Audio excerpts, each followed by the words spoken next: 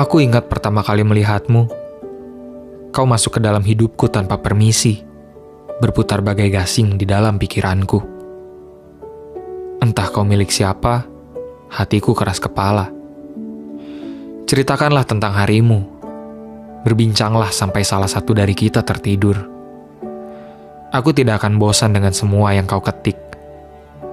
Betapa sering aku menduga-duga, adakah kode yang tersirat dalam kolom chat kita? Aku tidak mau berdrama, tapi aku tidak bisa mengeluarkanmu dari kepala. Aku tergila-gila hingga tak tahu lagi mesti berbuat apa.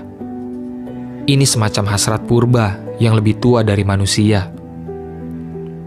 Jika kau percaya akan jodoh, mungkin ini adalah contohnya.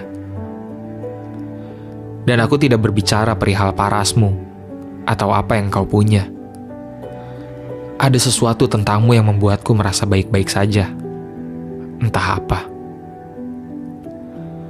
Kau selalu mampu membuatku jujur mengenai segala hal, kecuali satu, perasaanku. Andai saja aku mampu memberitahumu. Tapi aku terlalu takut akan reaksimu yang tidak sesuai dengan imajinasiku selama ini. Bukankah fiksi lebih meninabobokan dibandingkan kenyataan?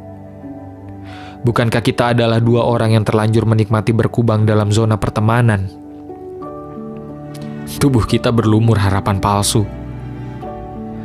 Tanganku menggapai-gapai mencari jalan keluar, sementara tanganmu mencegahku kemana-mana. Tunggu sebentar. Izinkan aku keluar dari zona pertemanan kita untuk sejenak. Akan kutunjukkan padamu sebuah gerbang menuju dunia paralel. Mari, ikut aku ke sana. Di dunia paralel, aku tidak perlu lagi repot-repot menyatakan apapun. Kau akan setuju untuk bersanding denganku tanpa perlu ada serentetan peristiwa yang membuat kita semakin pelik.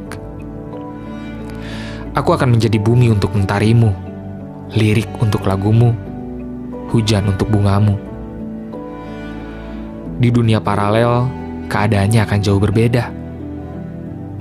Walau begitu, kau tahu aku akan tetap menjadi orang yang sama, yang merindukanmu dengan sederhana, mengejarmu dengan wajar, menyayangimu dengan luar biasa, dan menyakitimu dengan mustahil.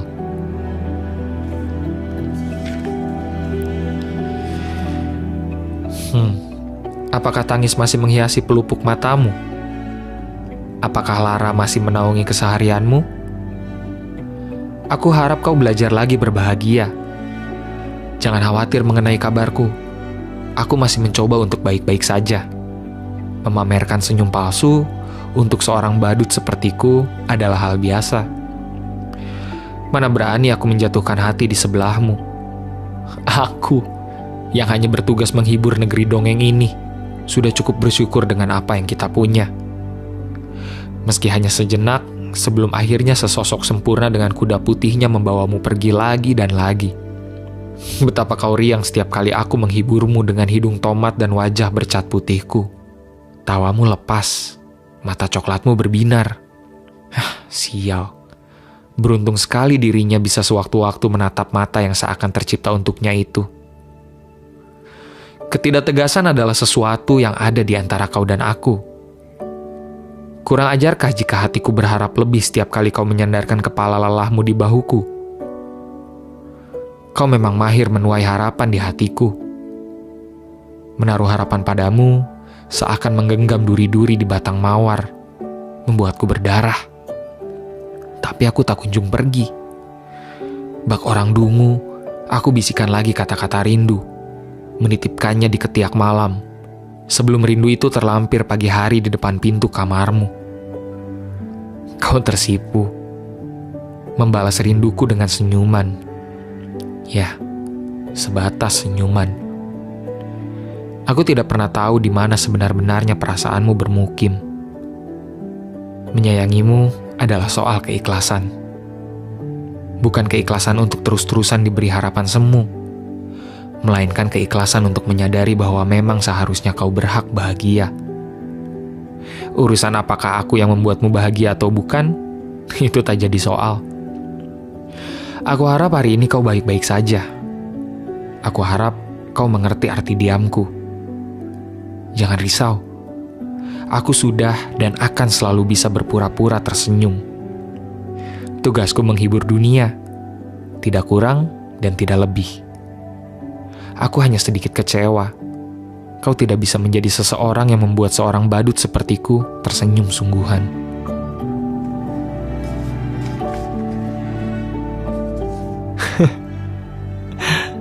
Kudengar seseorang berhasil menghancurkan hatimu. Hampir saja aku yang terbiasa bertepuk sebelah tangan ini bertepuk tangan sambil memuji-muji karma. Tapi mana mungkin aku tega melihatmu berduka. Orang bodoh macam apa yang membiarkanmu terluka? Hah? Kau yang kuyakin tercipta saat Tuhan sedang gembira, sebenar-benarnya pantas mendapatkan yang terbaik. Atau jika tidak, izinkanlah aku mencoba memberikan yang terbaik. Kau menangis deras. Katamu, ia pergi meninggalkanmu kedinginan di ujung bumi. Bahkan di saat seperti ini, kau masih berusaha tegar. Kita sama, entah terlalu pintar menyembunyikan perasaan, atau terlalu bodoh untuk menyatakannya. Sudahlah. Sesekali tak apa menjadi manusia biasa. Wajar untuk terluka, untuk membutuhkan tempat bersandar, untuk tidak baik-baik saja. Bahkan orang terkuat di muka bumi pun pernah berkabung. Sembuh itu butuh waktu, bukan paksaan. Saat semua tidak berjalan semestinya, kita bisa mengangkat tangan untuk menyerah atau mengangkat tangan untuk berdoa. Kuharap kau memilih yang kedua. Ayolah, hentikan isakanmu. Apa harus memprioritaskan orang yang hanya menjadikanmu pilihan? Hei, kau bukan pilihan ganda. Dia bukan jawaban. Dan hidup kalian bukan kertas ujian. Bukan rejeki dia. Tapi rejekimu untuk kelak dapat seseorang yang bisa memprioritaskanmu. Yang tidak punya hati jangan dimasukkan dalam hati. Yang tidak punya perasaan jangan dibawa perasaan. Yang main-main tidak perlu dianggap serius. Kalau kau sedang rapuh, simpan sejenak hatimu. Biarkan proses dalam waktu menyembuhkan. Perasaan memang tidak bisa diburu-buru, tapi juga jangan berlama-lama meratapi seseorang yang tidak bisa menghargaimu. Dekatkan dirimu pada orang-orang yang membuatmu bahagia. Merekalah yang harus kau jaga. Yang lainnya hanya menumpang lewat. Jadi, sebelum menoleh lagi ke belakang, pastikan kau lihat seseorang yang menantimu di depan. Mengenang masa lalu bukan berarti harus mengulang. Kalau dia tidak bisa menghargai kesempatan baik yang kau beri dirimu sendiri kesempatan untuk mendapatkan kisah yang lebih baik. Karena yang benar-benar peduli akan menghentikan air matamu jatuh, bukan membuat air matamu jatuh. Ketahuilah, beberapa tangan melepaskan genggamannya saat hidupmu bertambah sulit agar tanganmu kosong dan bisa digenggam oleh seseorang yang takkan pernah melepaskanmu.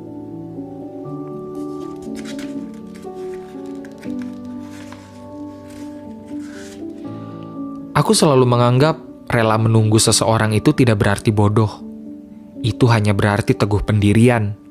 Karena sekuat apapun kita menyangkal sesuatu yang dikatakan oleh hati, sekuat itu pula hati akan berusaha mendesak.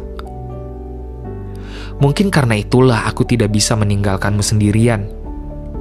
Meski dengan biadabnya, kau bertingkah seolah aku adalah buku harian yang cuma kau isi dengan keluh kesahmu tanpa perlu kau tanyakan bagaimana perasaanku.